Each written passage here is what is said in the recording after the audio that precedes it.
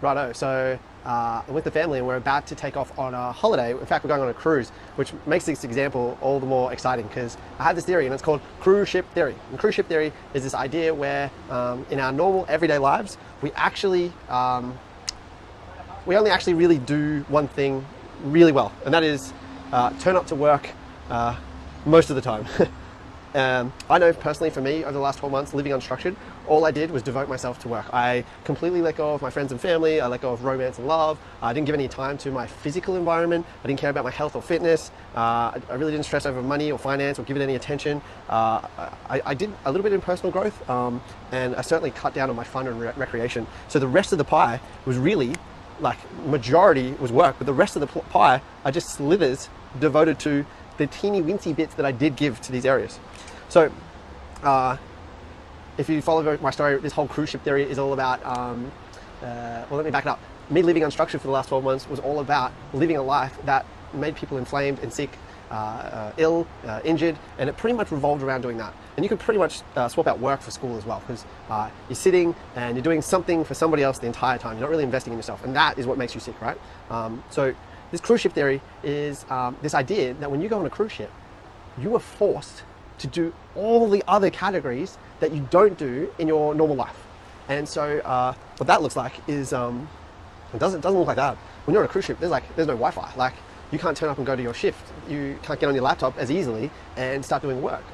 It removes you from an environment and from your beliefs and behaviors and habits of your everyday routine, which is get up and go to work and make sure you turn up and get paid, because that's the thing that pays for your life, right?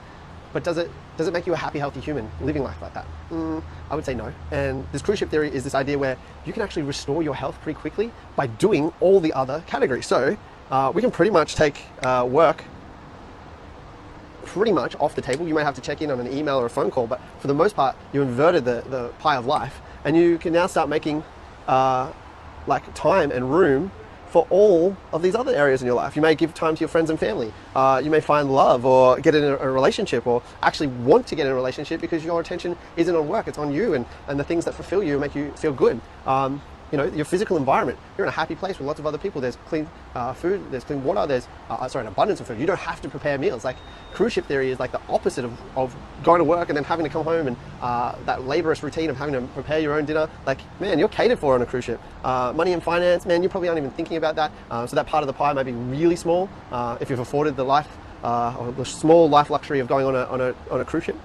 Personal growth. Listen, you're going to meet people who may work in the same industry as you or work in different industries, and they're going to give you another perspective of their life. You may meet people from the other side of the world who do things a little bit differently, but that you can take home and be inspired and feel filled up and energized to go back to your work and take on those new beliefs and behaviors that you've learned. Fun and recreation. Okay, so risk. Like, a cruise ship forces you to do all those things that you don't do in your normal world. You've got a safe house, you've got a safe job, you stick to your routine, you drive in your car, you stick in, in your lane, you have your phone, you don't really talk to anyone. In a cruise ship, man, you have to talk to people. You're going to be sitting next to different people. You're going to have a great time because they force you to. They force you to by putting on shows and putting on events and taking you to luxurious places like holiday destinations and islands. There's an element of risk, and you may get asked to do things that you've never done before. And normally back home, if you're asked to do those things, you would not do them. But on a cruise ship, man, people just come out of their shell. Like, they do things they would never think they would ever do. And you know what? That fills us up, that restores us, and it helps reduce our stress levels and remind us about life and the quality of life that we can have.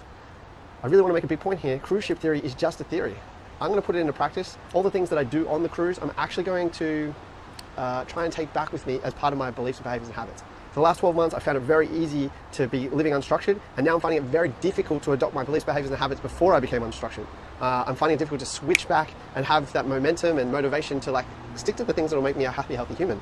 So what I'm saying there is, on my holiday, on the cruise, I'm going to practice the habits I want away from home on this cruise, so that when I come home, they're already a part of me. I'm associating them with some fun event and time in my life where, partially this is in an environment I'm used to every day, and I'm going to use those behaviors that I've learned on the ship and take them home and enjoy and revel in the memories that I had doing those things on the ship. So hopefully this is my way to trigger my new beliefs and behaviors and habits.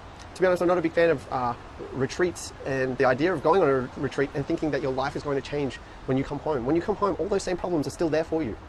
But your beliefs, behaviors, and mentality, and your idea about how you're going to do life within that home life, that within that that old way that was making you sick, man, if you can change that and bring that back with you, you're going to be such a better place to do life and to influence not only yourself but also your friends and family who you're living with or in your community. So retreats, not a great idea. Great idea if you really need someone to fill your cup, if someone needs to hold you and carry you for a little bit just to restore you and bring you back to a level where you can actually start restoring yourself. But for the most part, remember, they're not going to fix all of your problems. You have to fix your problems. And the way that you start doing that is by literally doing the things that allow you to heal yourself. Do these things. Fill yourself up with these things. Don't just make it about work, and implement these into your normal life, and you're going to have such a great life. I'm going to go on this cruise now. I'm going to try and improve my cruise ship theory. If you're on a cruise and you're going to go on a similar retreat, tell me what behaviors you're going to do on your cruise, and let me know. Put them in the comments below.